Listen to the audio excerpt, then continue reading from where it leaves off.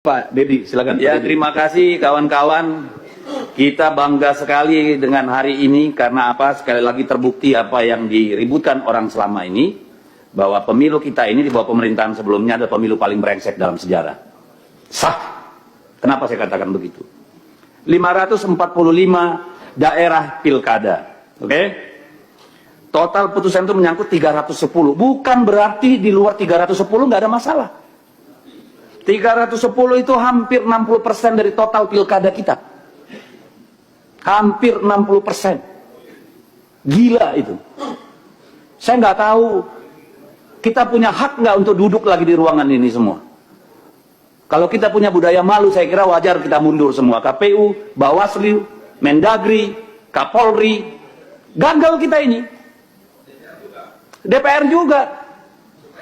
Supaya adil. Nggak apa-apa, kalau perlu kita mundur berjamaah, saya siap. Supaya sebagai tanggung jawab kita terhadap bangsa ini loh. Hampir 60% pilkadanya bermasalah. Berarti yang tidak dipersoalkan itu hanya 235 daerah. Bukan berarti tidak ada masalah. Dari 235, 37 itu kota kosong. Berarti hanya 198 daerah. 198 daerah itu bukan tidak bermasalah. Either pelanggarannya terlalu masif sehingga tidak bisa dibuktikan, atau orang udah capek. Sekarang rakyat disuruh bayar lagi 1 triliun. Buat kelalaian kita semua. Yang bener aja kita ini, tanggung jawab kita di mana? Masalah SKCK, ijazah, administrasi yang tanggung jawab siapa? KPU dong, mundur. Pecat semua yang di daerah itu, Pak DKPP. Putusan MK jelas, semuanya habis. Kalau nggak ada yang tanggung jawab, yang jaga republik ini siapa? Masa iya urusan remeh-temeh begini, ijazah palsu, masa jabatan, kayak keledai kita. Berulang-ulang masuk lubang yang sama. Ini soal kualitas. Secara administratif aja kita gagal. Gimana secara substantif? Ini keterlaluan kalau menurut saya. Hampir 60% pilkada bermasalah. Kepala daerah suruh tarung lagi. Dari mana uangnya? Minjem, jual, gadai. Besok-besok korupsi semua Bapak Ibu. Yang salah siapa? Karena kita tidak melaksanakan tanggung jawab kita. Nanti kita teriak. Kepala daerah koruptor. Muaranya di sini. Ketidakmampuan kita menjaga pemilu yang jurdil, bikin pelanggaran di mana-mana. Dan kita harus bayar itu semua. Enak banget. Apa yang mau kita sampaikan, Pak? Tidak adil kalau ini ditimpakan sama pemerintah daerah. Sudah anggaran dipangkas, suruh lagi dibiayain nih kelalaian kalian semua. Tidak akan ada gugatan kalau Gakumdu itu benar-benar kerja. Tidak akan ada yang masif kalau PJ-nya itu benar-benar punya marwah. Bawaslu-nya kerja benar. DKPP-nya kerja benar. Malu kita, Pak. Ini bukan cuma soal anggaran, ini soal peradaban. Ini bukan soal teknis. Buat apa kita pemilu?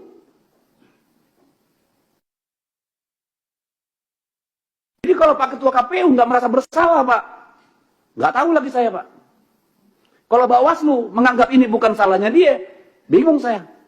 Kalau Kemendagri nggak merasa ada kekurangan di pihaknya, wah kebangetan. Demikian juga Polri. Apa kita diskusi anggaran? Anggaran Kemendagri aja potong. Saya disuruh daerah lagi potong. Nggak adil. Benar, saya berharap ini forum refleksi Bapak Ibu.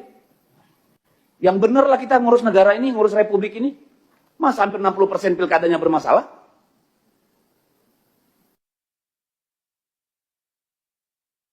Kapan kita mau jujur, Pak? Saya tanya nih Pak Bawaslu, KPU, dan Pak Kementerian Dalam Negeri. Ini yang mau kita wariskan, Pak. Dan ini akan direplikasi pada pemilu-pemilu berikutnya, Pak. Ujungnya apa? Hutan habis, tambang habis. Semua dihabiskan untuk membiayai pemilu, Pak. Apa nggak ngelihat efek dominonya kita ini? Saya minta tolong, saya keras karena apa? Ini soal bangsa ini. Bukan soal teknis kurangnya anggaran, Bapak Ibu. Siapa yang jamin PSU pertama nanti tidak ada PSU kedua? Kita pernah ngalami sampai 3 kali PSU di Maluku Utara. Siapa yang bisa jamin? Akhirnya kepala daerah yang terpilih pun gak legitimate.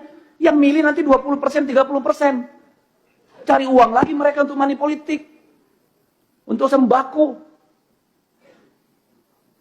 Garbage in, garbage out. Sampah masuk, sampah keluar. Kalau mau kita mundur bareng-bareng, ayo mundur. Tanggung jawab sama negara ini. Kayak mana kita ini? Saya nggak merasa punya martabat jadi DPR kayak begini hasil pemilunya, Pak. Jujur aja, Pak. Ibu. Saya nggak punya kemampuan untuk menerima ini. Begini yang kita hasilkan. Kita semua bagian dari persoalan. Bukan cuma soal jabatan. Tanggung jawab kita pada anak-anak kita, Bapak Ibu. Masih ada nggak itu di dada kita? Masih ada nggak sih? Yang begini ini mau kita wariskan. Ini anggota DPR nih semua ini babak belur, Pak. Berdarah-darah, Pak. Kemarin pemilu. Pemilu berikutnya. Apa yang berani bertarung di DPR, Pak?